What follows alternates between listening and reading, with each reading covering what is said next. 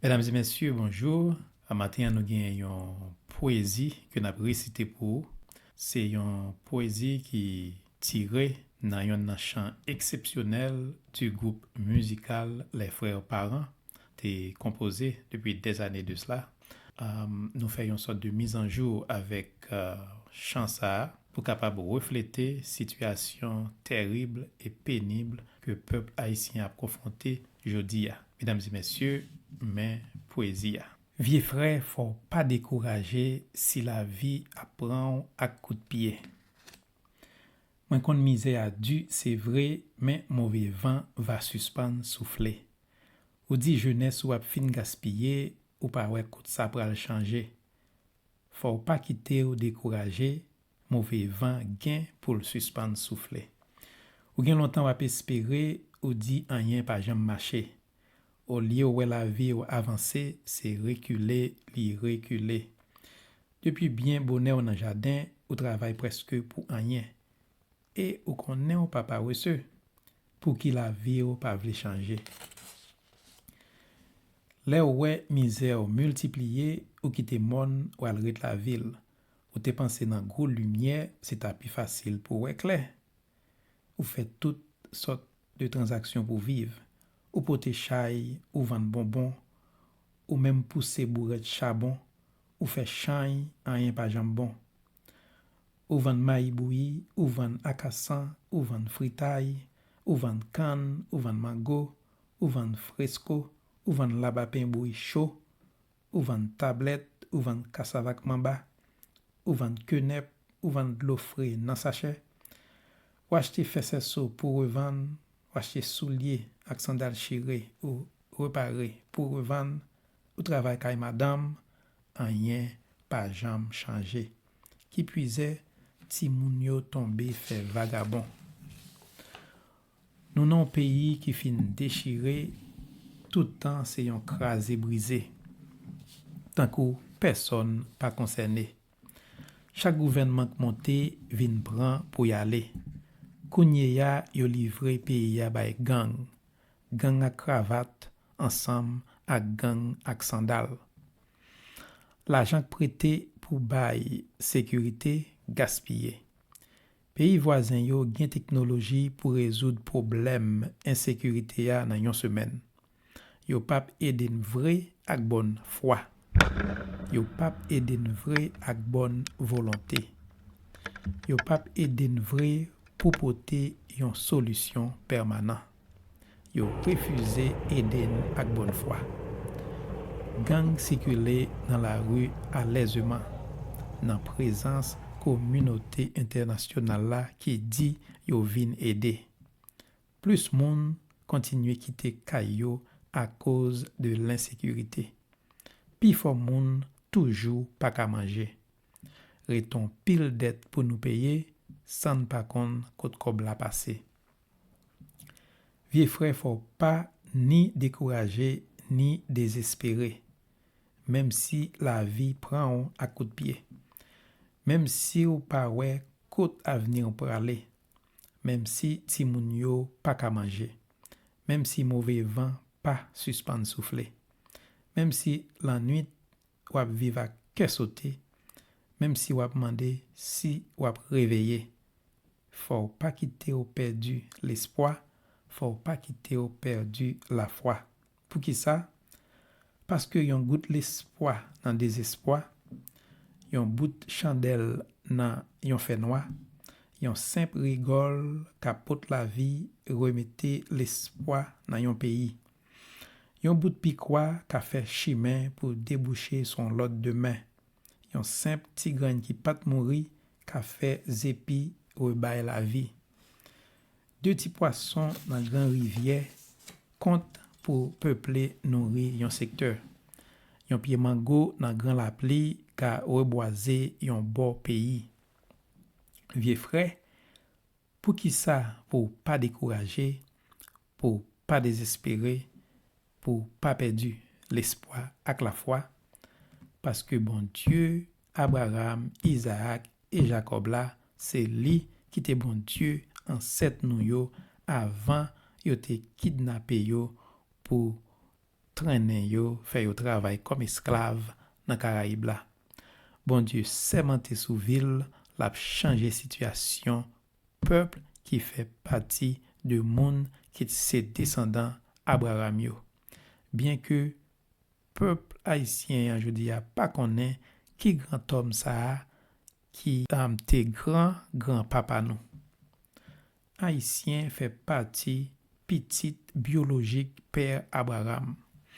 Nouvelle ça c'est lui qui ti goûte l'espoir dans désespoir.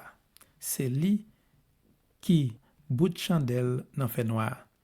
Nouvelle ça c'est lui qui simple rigole qui pral porter la vie pour remettre l'espoir dans cœur peuple là. C'est nouvelle ça qui bout de piquois cap fait chemin pour déboucher sous demain meilleur. Kounye ya moi connais souffrance lan du, c'est vrai, mais mauvais vent va suspendre souffler. Et pinga ou jam suspend dit bon Dieu bon. Ladies and gentlemen, the English version of the poem extracted from the powerful song of the musical group Les Frères Parents that updated to reflect the struggle and the difficulties of the Haitian people in this year 2025. Brother, don't be discouraged if life is kicking you in the groin. I know your misery is unbearable, but the storm will come to an end. You say your youth is wasted. You don't see how that's gonna change. You can't let yourself be discouraged. The storm will come to an end. You spent many years hoping. You say nothing ever changed. Instead of taking steps forward, you find yourself moving backward. Before dawn, you're on your feet working. You work nearly for nothing. Besides, you know you're not lazy. Why your life never changed. When you see that misery is multiplying, you relocate to the capital city. You thought with the city's bright lights, you'd be able to see better, clearer. You run errands for people, you sell cookies, you push and pull and carry heavy loads, you clean people's shoes, nothing works. On top of that, the kids become delinquent. We live in a fell state. Every day, more things break apart, as if no one cares. Each government grabs as much as they can and leave. Now they hand the country to gang members. Gangsters with three-piece suit and gangsters with ripped jeans. International loans devoted for security wasted. The UN and the CARICOM and the EU has the technology to solve the problem in 1 week, but they're not helping us in good faith. They're not helping us willfully. They're not helping us to bring permanent solutions. They refuse to help in good faith. Gangsters roam the streets at free will, right under the nose of the international community who's pretending to be helping. Yet, more people still running away from their home for lack of security. More people still can't feed their family. National debts yet to be paid, with no clue who spent the money. Brother, you're not to be discouraged nor hopeless, even though life is kicking you in the groin. even though you can't tell what the future holds, even though the kids can't be fed, even though the storm refuses to stop, even though at night you ask, when will the day come? Even though during the day you ask, when will the night falls? You can't let yourself lose hope. You can't let yourself lose faith. Why not?